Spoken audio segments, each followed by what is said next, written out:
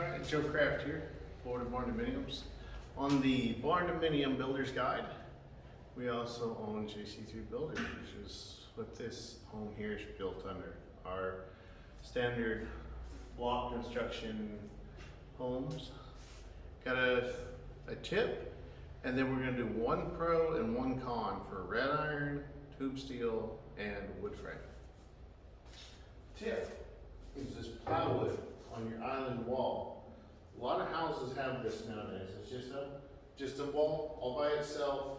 It's braced until cabinets go in. The cabinets will actually mount to this, and then that will stiffen it up. But a lot of people move in and they want to do an accent on the back, and there's drywall here, and you go to shoot your wood, and it's not flat, it doesn't stay. You just have a bad final product.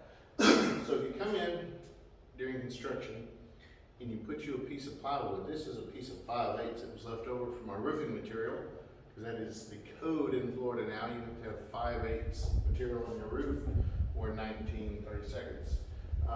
Put that plywood on there, then you got a good solid sheet to nail to. It looks a little odd because I haven't cut this end off yet, so it doesn't go that far.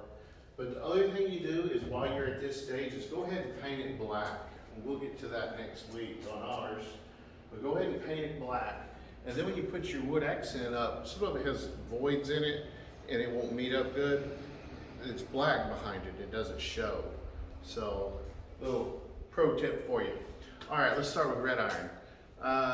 We'll do cons first and pros, that way we finish on a good note. One con for red iron, we'll do two: cost and time. Because right now the lead time on them is about a year. I'm being told that after the first of the year we might see some of the raw material prices coming down, which will take time to trickle into that final product, which is the building that you're buying. But right now they're very expensive, and the lead time to get them is very long. A pro for red iron though is if you want to build a hangar home, or an arena home, or a large barn home, you can build very large, expansive structures with red iron, much bigger than you can with tube steel or wood. So that is a pro of red iron. If you could have 100-foot wide open span, however long you wanted it, and you can't do that with the others. So you can get higher eave heights than you can with tube steel on red iron also. Next, we're going to do tube steel. The con for tube steel is that your tubes are only 3.5 inches thick. So that doesn't give you a lot for insulation. If you want to go with a closed cell and block out the sound on your exterior walls, then you really don't have enough there. So you need to frame a wall on the interior to give you more space to do that. So that's kind of a con, is you're paying for the exterior framing materials just like if you framed with wood. So you're not really saving a whole lot going with tube steel in that aspect. Now if you go with a closed cell foam, that 3.5 inches is enough. You can get above an R20, you have a very tight home, but that closed cell doesn't block the sound. So if you're someplace where there's a lot of sound out, if you're building in town, or if you're close to a highway, or if you have a train tracks by you, or I don't know, maybe you're building on the port and the ships come through and they blow their horns, I don't know. It's not going to block the sound very well. Con, or a pro, my bad, that was the con. The pro of a tube steel building is that they're cheaper than red iron.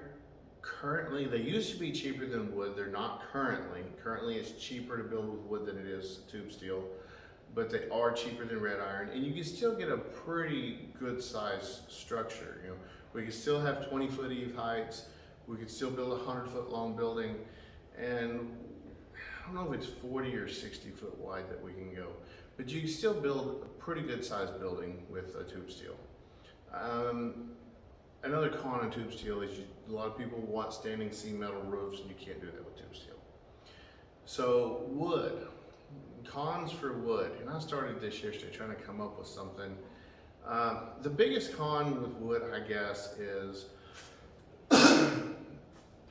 if you're building in a rainy season, it takes a little longer to go from slab to a dried in product than it does a tube steel or even a red iron building. Very large red iron building would take a long time, but comparing apples to apples on square footage, it takes longer to dry a wood building in than the other two. So you would be exposed to the elements a little longer. We use, for the exterior in Florida, a lot of places you can just put your purlings on your studs and attach your metal straight to that. We can't do that here with our hurricane codes and trying to meet wind codes and what have you. We have to put a sheeting. So we use a 5/8 zip board sheeting on the exterior, which is a resin coated board. So it's not a huge deal that they're exposed to the weather a little longer, because that is your house wrap, that is your peel and stick. I mean, that takes the place of these other materials that you would add to a traditional home that was built out of wood.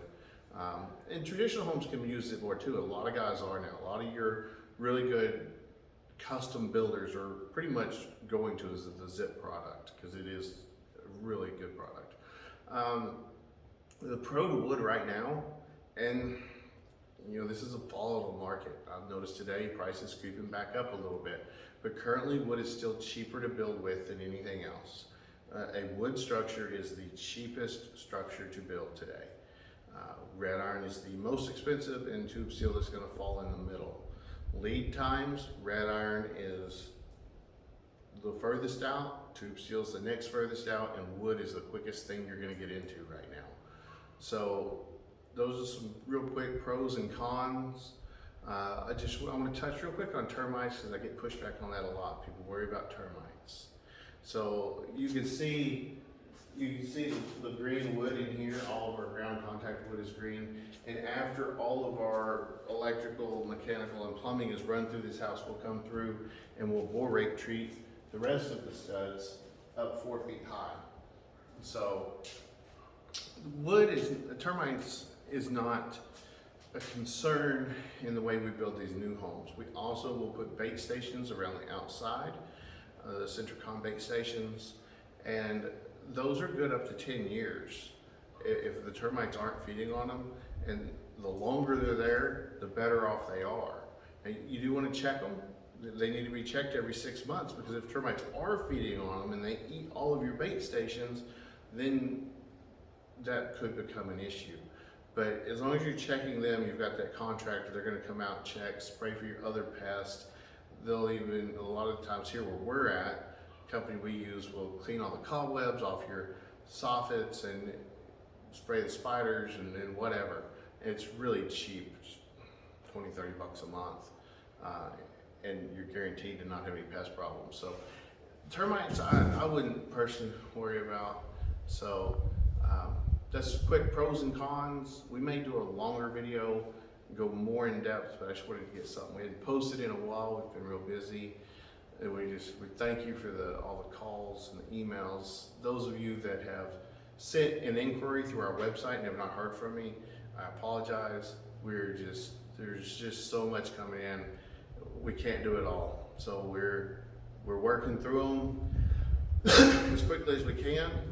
But then when we get to someone who's ready to move forward, we work with them until we get them to the point that we can give time back out to someone else. It's a labor-intensive process to get you from that first phone call to contract, answering questions, giving you prices, steering you in the right direction. We try to give our full attention to the clients that are ready to sign on the dotted line, because people want to get moved in. It's a long process right now. So thank you. Many of you have reached out. We're getting to you as quickly as we can, and hopefully in this new year we'll be expanding. We are in the Northport area. We are looking to possibly put in a cabinet shop. If you have experience, verifiable experience building cabinets from scratch, my number, my email, stuff is there. If you want to talk to me, you can find me. Reach out to us.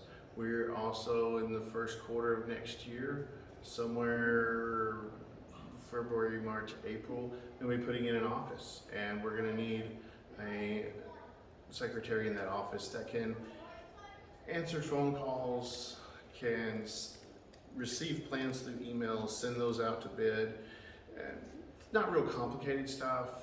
You'll need a little bit of knowledge, but more than anything, you'll just need to be willing to learn. So if that's you and you don't need a job immediately, but would like to start working towards something pretty soon, let us know. 'Cause we'll be looking for that coming up too. Thanks, and Happy New Year.